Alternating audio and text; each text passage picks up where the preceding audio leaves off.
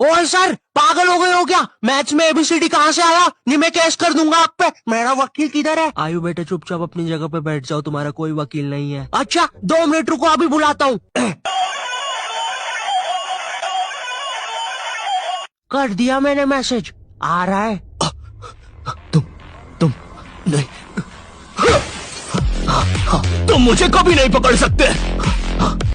अरे लेकिन मैंने तो मजाक किया था, ये तो सच में ही भाग गए। सर भी फूट गया होगा रे खिड़की से। मैथ्स पर मुझे बचपन से ही भरोसा नहीं था। एक बार 5th क्लास में मैंने 9 का टेबल रटा था, 9 घंटे लगा के। अगले दिन स्कूल गया तो एक एबला बच्चा आके मुझे 9 का टेबल लिखने की ट्रिक बता रहा है। भाई 9 का टेबल कौन याद करता है यार? तू ऐसे लिख सकता है, 9 8 7 6 5 4 3 2 1 1 2 3 4 5 6 7 8 9। माँ कसम बता रहा हूँ, उस टाइम वो बच्चा बस मुझे 9 का टेबल लिखने की ट्रिक बता रहा था, लेकिन न जाने क्यों उस टाइम वो मुझे मेरे 9 घंटे की मेहनत पे मूतता हुआ नजर आ रहा था। अरे 9 का टेबल कौन याद करता है? इससे तो 9 घंटे में स्टार उत्सव पे शाकला का बूम बूम देख लेता है।